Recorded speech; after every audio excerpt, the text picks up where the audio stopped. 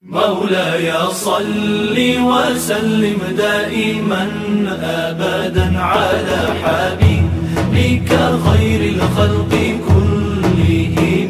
مولاي صل وسلم دائما أبدا على حبيبك خير الخلق. Bismillahirrahmanirrahim. Assalamualaikum warahmatullahi wabarakatuh. Anak-anak, apa kabar semuanya? Semoga selalu sehat dan dalam lindungan Allah Subhanahu wa taala. Jumpa lagi di pembelajaran jarak jauh bersama Ibu Dini dari SD Al-Irsyad. Kali ini kita akan mempelajari materi tentang kisah keteladanan Nabi Syuaib alaihi salam untuk kelas 3 bab 6. Nah, sudah siap? Yuk kita sama-sama pelajari bersama ya. Nah, anak-anak, supaya pembelajaran kita mendapatkan rahmat dari Allah, kalian juga dimudahkan untuk mendapatkan materi serta ilmu yang nanti kita pelajari. Alangkah baiknya kalau kita berdoa dulu bersama-sama. Oke? Yuk sama-sama ikuti ibu ya. Bismillahirrahmanirrahim. Raditu billahi robba wa bil islami dina wa bi muhammadin nabiyyan wa rasula rabbi zidni ilma warzuqni fahma. Amin ya rabbal alamin. Alhamdulillah, sudah berdoa, sudah disiapkan belum alat tulisnya? Sudah ya? Ada pensil, pulpen, sama buku LKS-nya juga boleh, atau buku catatan untuk mencatat materi-materi yang memang dirasa penting nantinya ya. Baik anak-anak, kita masih menjalankan masa pandemi nih, masih masa pandemi, jadi tentunya anjuran pemerintah untuk tetap patuhi protokol kesehatan harus kita ikuti. Anak-anak pasti sudah terbiasa ya mendengar kata-kata 5M. Kita harus selalu patuhi itu anak-anak. Itu adalah sebagai wujud kita untuk membantu pemerintah, membantu Indonesia untuk kembali pulih dari pandemi COVID-19 ini. Jadi semua harus punya kesadaran untuk selalu menggunakan masker. Anak-anak kalau keluar pakai masker ya, walaupun ngerasa nggak nyaman, nggak enak, tapi kalau keluar wajib menggunakan masker. Karena dengan menggunakan masker kita melindungi diri kita, juga melindungi orang lain ya. Dalam Islam juga kan harus seperti itu. Jangan hanya mementingkan kepentingan diri sendiri. Jadi pakai masker selalu jika keluar rumah. Yang berikutnya, selalu mencuci tangan pakai sabun. Penting nih, karena dengan mencuci tangan pakai sabun, kuman-kuman yang ada di tangan kita itu akan mati. Daripada kita sering-sering menggunakan hand sanitizer, lebih baik langkah yang terbaik itu adalah mencuci tangan dengan sabun. Nggak apa-apa sering-sering cuci tangan, malah lebih baik. Jadi lebih terjaga dari kuman-kuman yang menyebar di tangan-tangan kita. Karena tangan kita kan pasti memegang segala macam kan ya. Nah kalau dicuci tangannya pakai sabun kan bisa jadi lebih bersih dari kondisinya. Kemudian apalagi anak-anak, selalu menjaga jarak. Walaupun sekarang sudah sekolah, sudah belajar di sekolah dengan teman-teman, harus tetap dijaga tuh, jaga jaraknya, jangan terlalu dekat ya. Karena dengan menjaga jarak kita juga akan terhindar dari hal-hal yang tidak diinginkan. Mengurangi mobilitas penting juga, dan menghindari kerumunan. Jadi mobilitasnya dikurangi, kalau nggak penting banget nggak usah keluar, di rumah aja ya, dan menghindari kerumunan. Oke, itu dia 5M yang harus selalu kita patuhi. Anak-anak soleh pastinya patuh terhadap anjuran pemerintah ya. Siap ya 5M. Nah anak-anak, seperti biasa sebelum belajar kita mau baca surat dulu ya. Kemarin di bab sebelumnya kita sudah mempelajari Quran surat An-Nasr. Sekarang kita merojah Quran surat An-Nasr saja bersama-sama. Yuk kita saksikan bersama, kalian ikuti ya.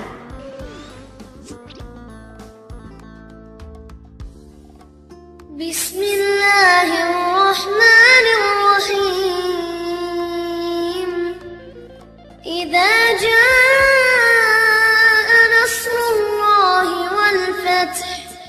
ورأيت الناس يدخلون في دين الله أفواجا فسبح بحمد ربك واستغفره إنه كان توابا.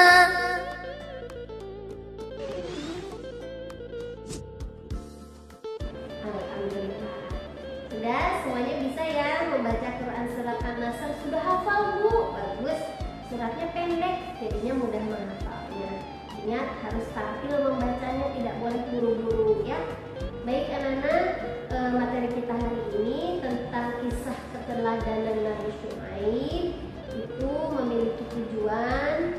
Setelah nanti kalian mengamati tayangan gambar, video, dan penjelasan dari ibu, kalian diharapkan dapat memahami kisah keteladanan Nabi Syuaib alaihissalam. Dan yang kedua, diharapkan kalian dapat menceritakan kisah keteladanan Nabi Syuaib. Ya, subhanallah, ada banyak kisah-kisah keteladanan dari Nabi dan Rasul terdahulu. Salah satunya adalah Nabi Syuaib. Yuk, sekarang kita lihat, kita simak sama-sama bagaimana nih kisah perjuangan Nabi Syuaib dalam menyebarkan risalah yang telah Allah amanahkan kepada beliau. Yuk kita simak sama-sama anak-anak. Nah, anak-anak, kalian tahu tidak, Nabi Syuaib alaihissalam itu adalah merupakan keturunan Nabi Lut alaihissalam. Nabi Syuaib diutus Allah Subhanahu wa taala untuk berdakwah kepada kaum Madian, ya, namanya kaum Madian. Nah, penghuni desa itu dinamakan Ashabul Aikah. Tuh, ada istilahnya sendiri ya. Jadi umatnya Nabi Syuaib itu yang tinggal di yang merupakan kaum Madian itu dijuluki Ashabul Aikah. Nah, Madian itu merupakan wilayah di negeri Arab, yaitu di daerah Mi'an, Suriah, yang berbatasan dengan Syam atau Palestina. Kebayang ya, karena kita sering dengar kata Palestina, jadi sekitar situ dikatakan kaum Madian. Nah, anak-anak, ibu mau jelaskan dulu tentang kesesatannya nih. Kesesatan kaum Madian itu seperti apa? Kaum Madian itu tidak mau lagi menyembah Allah Subhanahu wa taala setelah Nabi Lut wafat. Jadi waktu Nabi Lut sedang menyebarkan risalahnya, mereka mau mengikuti untuk bertauhid kepada Allah, ya. Namun setelah Nabi Lut wafat, mereka tidak mau lagi menyembah Allah. Tapi apa yang mereka sembah? Mereka kembali kepada kebiasaan mereka, yaitu menyembah berhala dan pohon. Jadi ada pohon besar, di situ disimpan berhala, mereka menyembah itu. Terus mereka juga senang sekali berbuat kemaksiatan dan kerusakan, ya. Nah, selain berbuat syirik tadi, kan menyembah selain Allah ya, mereka berbuat syirik. Ada lagi nih kebiasaan buruk yang biasa dilakukan kaum Madian. Itu apa? Mereka tuh senang sekali berbuat curang. Loh, kok curang? Iya, curang dan dijual beli, dalam hal jual beli. Mereka suka mengurangi takaran, mengurangi timbangan jika mereka menjual suatu barang. Selain berbuat syirik, mereka juga senang berbuat curang. Masya Allah, gitu ya. Kemudian apa lagi? Kaum Madian itu tidak mau bekerja keras. Jadi banyak orang-orang yang menjadi perampok, penyamut, pencuri. Karena mereka nggak mau bekerja, mereka maunya asal cepat dapat suatu barang atau dapat keinginannya dengan cara yang tidak halal. Itu ya tadi merampok atau mencuri.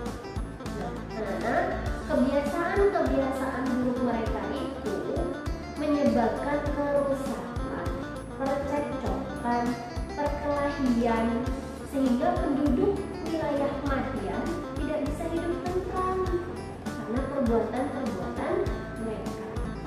Itulah beberapa kesesatan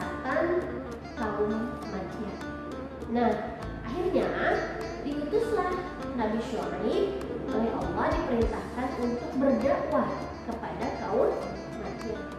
Nabi Syuaib senantiasa terus mengajak kaum Madian ini untuk bertakwa kepada Allah, mohon ampun, bertobat supaya tidak lagi menyembah berhala dan pohon. Nabi Syuaib juga mengingatkan kepada semua umatnya untuk senantiasa bersyukur dan meninggalkan kesyirikan. Sudah harus meninggalkan berhala-berhalanya. Mereka juga harus Nabi Syuaib juga mengajak kaumnya untuk jujur dalam jual beli. Tapi sayangnya anak-anak, kaum Madian ini menolak semua Nabi Syuaib. Mereka tidak mau meninggalkan berhalanya, meninggalkan sembahan-sembahan pohonnya, meninggalkan kebiasaan mereka berbuat curang. Mereka tidak mau. Mereka malah tidak mengakui itu Nabi Syuaib alaihissalam sebagai utusan Allah Subhanahu wa Ta'ala. Mereka bahkan menganggap Nabi Syuaib itu adalah orang yang terkena sihir dan pembohong. Sama persis ya kisahnya seperti nabi-nabi yang lain. Jadi mereka menganggap nabi-nabi yang diutus Allah itu mereka itu kena sihir, mereka itu pembohong semua. Jadi mereka tidak percaya. Sampai mereka menghina Nabi Syuaib. Tapi ya Nana, walaupun begitu Nabi Syuaib tidak putus asa. Dengan penuh keteguhan hati, Nabi Syuaib terus memperingatkan kaumnya. Tapi ya itu, kaum Madian tetap kepada kekafirannya. Akhirnya Nabi Syuaib memohon keputusan dari Allah dengan berdoa, ya Allah, berikan keputusan kepada kaum hamba ya Allah, dan berikan solusi sebaiknya seperti apa, berikan hukuman yang seadil-adilnya buat mereka. Akhirnya Nabi Syuaib memohon seperti itu karena sudah tidak lagi mau diperingatkan, sudah sulit sekali.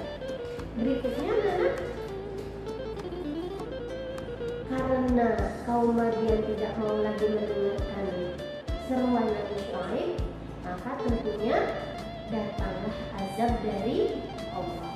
Ya, mereka benar-benar ingkar nih, tidak mau mendengarkan Nabi Syuaib. Sedangkan Nabi Syuaib sudah sangat bersabar menghadapi mereka. Dan Nabi Syuaib itu sebetulnya khawatir sekali akan azab yang menimpa kaumnya. Nah, karena itulah akhirnya Allah mengabulkan tuh doa Nabi Syuaib tadi. Karena Nabi Syuaib kan minta keputusan seperti apa nih, saya sudah sangat bersabar, tapi kaumnya tetap tidak mau mendengarkan Nabi Syuaib. Akhirnya Allah menurunkan siksa pada hari Zullah, yaitu hari naungan, yaitu siksa pada hari yang menakutkan. Karena di hari itu awan yang biasanya mendatangkan hujan, mendatangkan air ya, tapi ketika itu si awan yang bergelombang itu di atas turunnya itu hujan api dan petir. Mereka kan merasa kepanasan kan di hari itu. Akhirnya pada keluar berlindung di bawah awan yang menggumpal seperti mau hujan. Mereka mengira awan itu akan menurunkan hujan kan, mereka merasa panas ya. Ternyata anak-anak awan itu menurunkan hujan api dan petir. Dan di hari itu juga Allah Subhanahu wa Ta'ala membuka pintu neraka jahanam, sehingga hari itu bumi terasa sangat panas. Masya Allah, itu baru pintunya aja loh nak. Pintu neraka jahanam dibuka itu sampai terasa ke bumi panas. Jadi si kaum Madian semakin merasa kepanasan. Sudah cuaca panas, pintu neraka jahanam dibuka. Dan penduduk Madian semuanya keluar rumah mencari udara segar. Mereka semua berlindung di bawah awan yang mereka anggap bahwa awan itu akan menurunkan hujan, akan tetapi mereka semua dihujani api justru Allah. Semua penduduknya hancur berlebur dengan tempat tinggalnya, tidak ada yang tersisa. Siapa yang tersisa? Hanya Nabi Syuaib dan tentunya dengan orang-orang yang beriman, yang mau mendengarkan dakwah Nabi Syuaib. Mereka semuanya selamat dari azab Allah. Terus sekalian anak-anak, makanya kita sebagai umatnya Rasulullah sekarang kita ikuti ajaran-ajarannya, kita patuhi semua sunnah-sunnahnya, kita lakukan semua perintah Allah, kita jauhi larangan Allah agar kita tidak terkena azab seperti supaya kalian lebih lebih memahami kisah tentang Nabi Syuaib dan kaum Madian ini. Ibu akan tayangkan video yang menarik nih buat kalian tentang kisah Nabi Syuaib dan kaum Madian. Yuk kita saksikan bersama, simak baik-baik ya.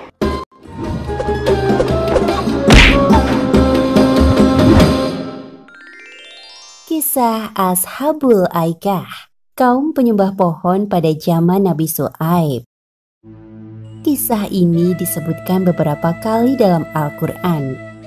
Salah satunya pada surat Asy-Syu'ara ayat 176 hingga 191. Diceritakan bahwa pada zaman Nabi Syuaib ada suatu kaum yang lebih memilih menyembah pohon daripada beriman kepada Allah Subhanahu wa Ta'ala. Akibatnya Allah menurunkan azab berupa gempa bumi yang dahsyat menghancurkan kaum ini. Nabi Syuaib alaihi salam diperintahkan Allah untuk berdakwah kepada suatu kaum yang tinggal di daerah Madian, sebuah kawasan di antara Hijaz dan Syam. Kaum ini terkenal dengan julukan Ashabul Aikah yang memiliki arti penyembah pohon. Seperti yang disebutkan dalam Al-Quran, surat Asy-Syu'ara ayat 176. Penduduk Aikah telah mendustakan para nabi. Selain menyembah pohon, mereka juga menyembah berhala yang diyakini sebagai warisan para nenek moyang. Nabi Syuaib tak henti-hentinya mengajak kaum Aikah untuk meninggalkan sesembahan mereka yang tidak bisa memberi manfaat sedikit pun. Namun sayangnya mereka tetap pada keyakinannya. Wahai kaumku, sembahlah Allah SWT.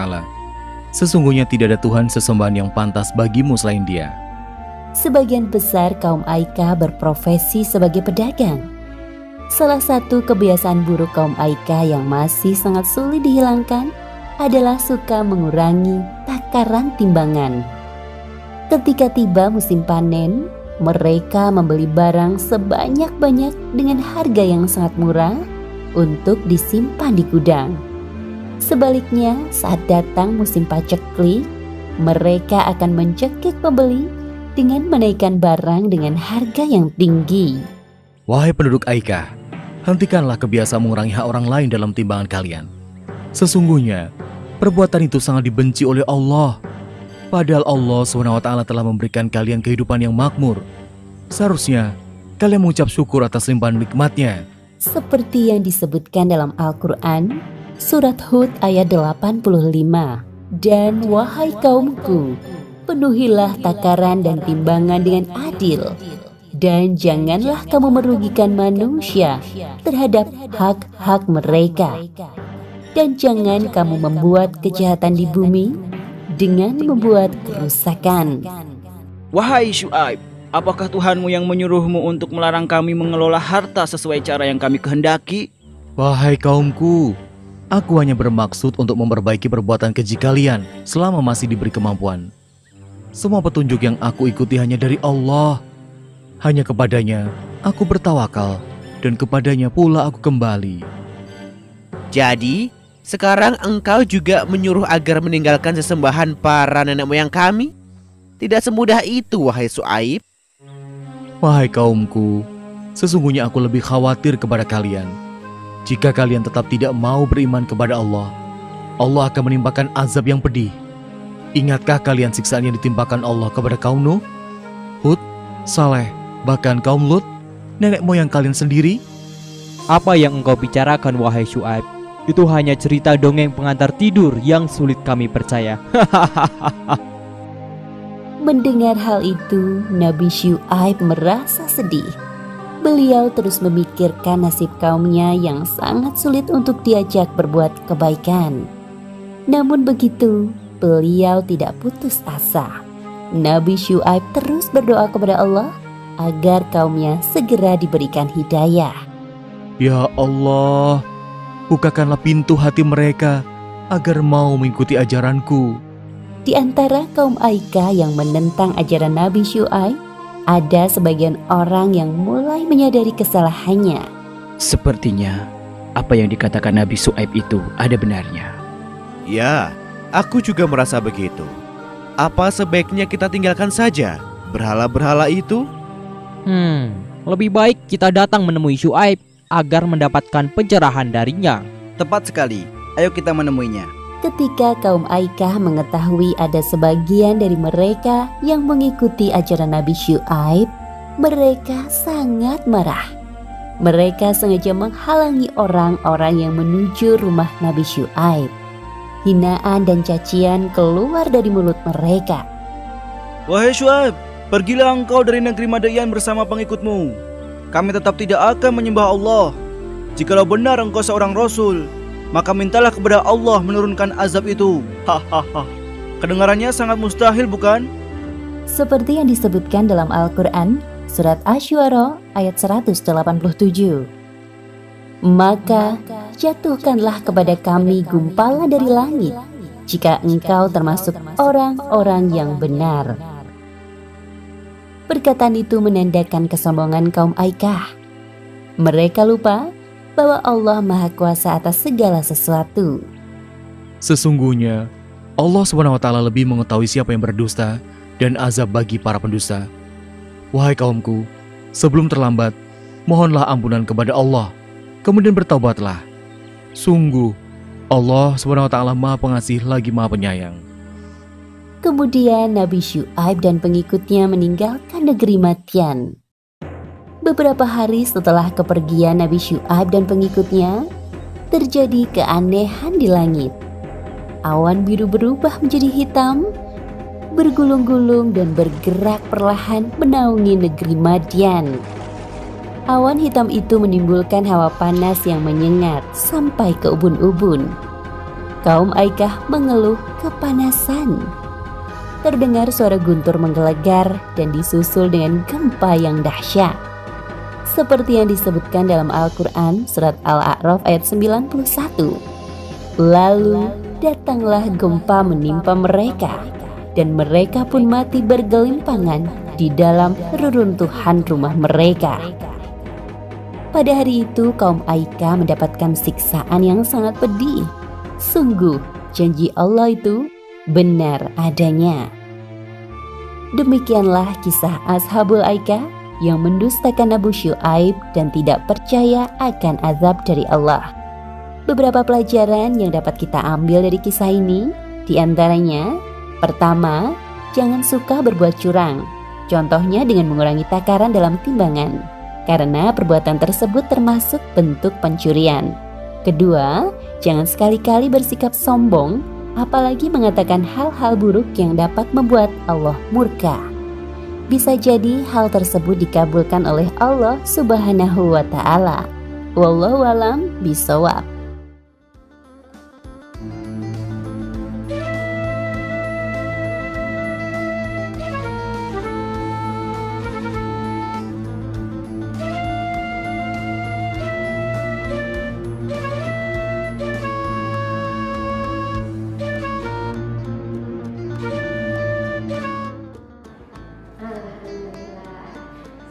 Bisa semakin dipahami videonya ya.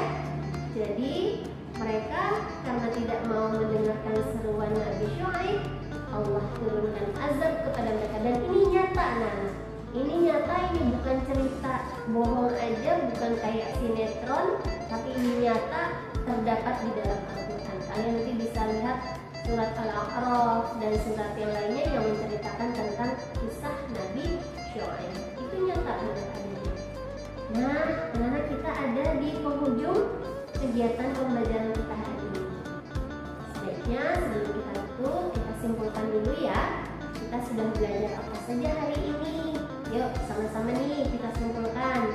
Yang pertama, dari kisah Nabi Syuaib alaihissalam dan kaum Madian ini, kita bisa mengambil hikmah ya, beberapa hikmah sebagai berikut. Yang pertama, kita harus senantiasa bertakwa kepada Allah Subhanahu wa Ta'ala, memohon ampunan dan bertobat kepada Allah Subhanahu wa Ta'ala. Selalu bersyukur dan meninggalkan kesyirikan. Yang berikutnya, selalu mengamalkan akhlak jujur. Ya, jual beli dengan tidak mengurangi takaran dan timbangan. Jujur itu tidak hanya dalam hal jual beli saja, ya. Dalam seluruh aspek kehidupan kalian harus memiliki akhlak jujur. Lebih baik jujur daripada berdusta atau berbohong, karena satu kebohongan akan diikuti dengan beribu-ribu kebohongan lainnya. Rugi kalau sudah bohong sekali pasti bakal bohong terus, ya. Jangan pernah berbohong. Terus selalu memiliki akhlak jujur dalam diri kalian. Dan terakhir, anak-anak, Allah Subhanahu wa Ta'ala akan menurunkan azab kepada hambanya yang ingkar tentunya. Kalau yang tidak ingkar, Allah pasti sangat sayang kepada hambanya. Itu dia kesimpulan pembelajaran kita hari ini. Luar biasa sekali ya kisah dari Nabi Syuaib dan kaum Madian ini. Kalian harus ambil hikmahnya, kemudian kalian senantiasa aplikasikan dan biasakan dalam kehidupan keseharian kalian. Yuk kita tutup pembelajaran kita kali ini dengan membaca hamdalah dan doa kafaratul majelis. Alhamdulillahirabbil alamin. Subhanakallahumma wa bihamdika asyhadu an la ilaha illa anta astaghfiruka wa atubu ilaik. Alhamdulillahirabbil alamin. Anak-anak, luar biasa kalian sudah mengikuti